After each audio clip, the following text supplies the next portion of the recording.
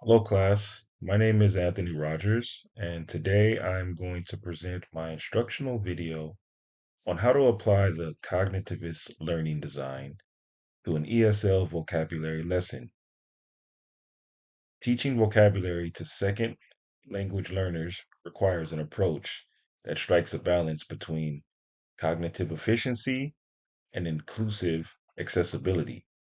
The cognitivist learning design emphasizes how learners process, organize, and store information, while the universal design learning ensures that instruction is accessible and meaningful for all learners, regardless of background, ability, or learning preferences. The behaviorist approach focuses on repetition and stimulus response learning, while the cognitivist model presented in this video acknowledges that learning involves the active construction of meaning within the learner's mind. Now let's get started with the lesson description. The topic of this lesson is a vocabulary lesson on meeting someone for the first time. The design is for a mixed level ability group of adult ESL students with diverse linguistic and educational backgrounds. Drawing on Gagne's 9 events of instruction, supported by the cognitive load theory, Miller's working memory research, Gessalt's principles of learning, Dell's cones of experience, and universal design for learning, this presentation demonstrates how cognitive and inclusive principles can be operationalized into an engaging, equitable, and efficient vocabulary learning experience. Let's turn to the learning objectives on the next slide.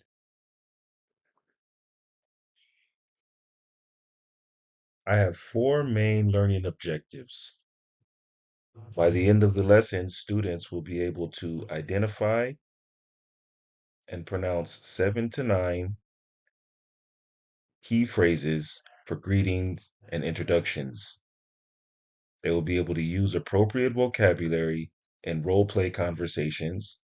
They will be able to demonstrate understanding through a cultural exchange of dialogue, and they will be able to retain and transfer knowledge to real world interactions.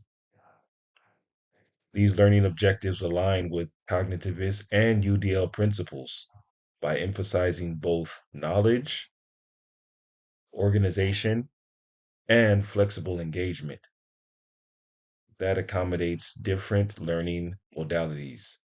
Next, I will provide an overview of the cognitivist framework behind this lesson.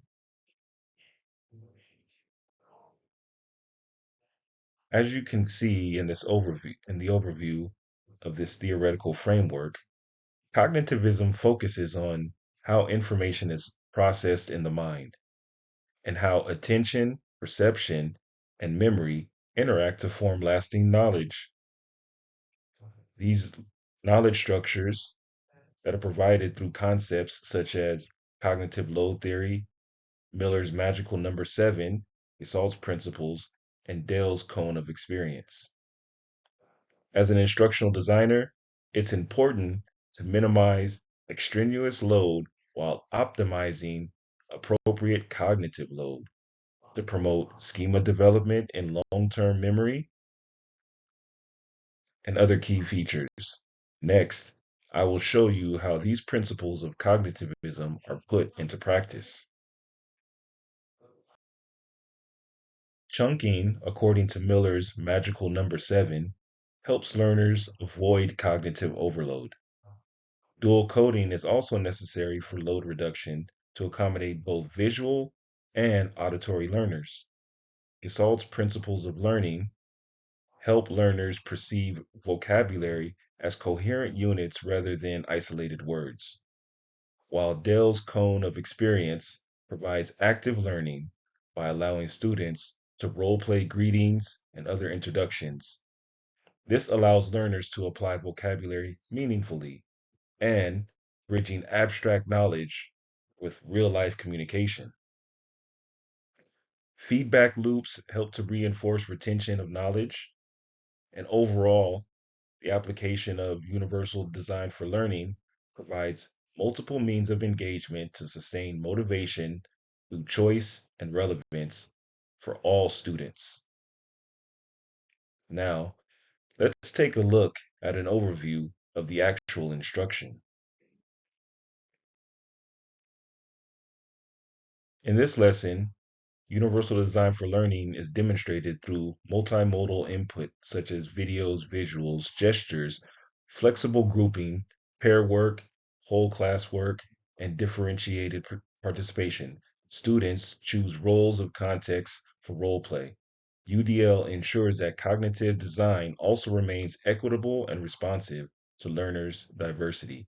Instruction will be applied using Gagne's principles: gain attention, inform learners, stimulate recall, present the content, provide learning guidance, elicit performance, provide feedback, assess that performance, and enhance retention through reflection. Let's see how this is done in an actual lesson.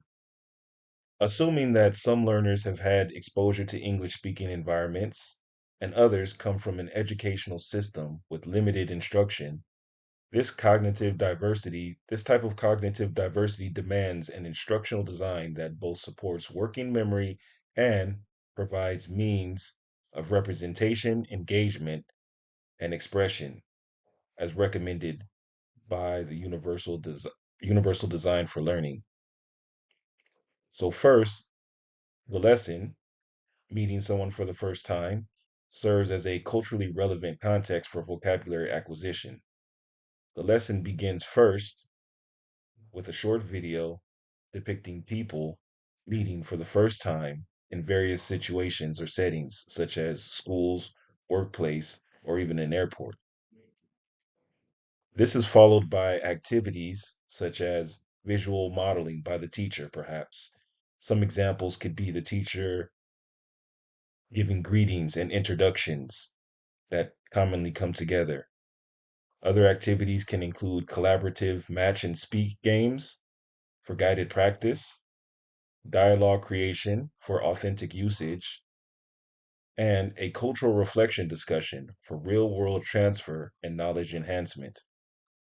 This sequence of instruction ensures cognitive manageability while providing multiple pathways for learners to access and demonstrate understanding. Let me show you how both the theory and practice beautifully intertwine to form the perfect lesson. With successful integration of theory and practice, cognitivism guides structure and memory focused sequencing. Gagne's 9 events provide scaffolding for instructional flow.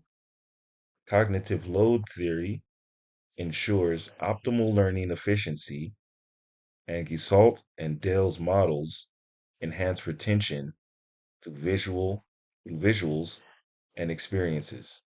Clearly, this lesson optimizes and operationalizes cognitivist and UDL principles in contemporary ways. Together, these approaches enhance engagement, retention, and inclusivity in the lesson while maintaining cognitive rigor. By combining cognitivist principles with UDL's flexible design framework, teachers can create experiences that respect both the cognitive limitations and the individual diversity of learners. Thank you for listening. Please leave your feedback on this presentation in the comments.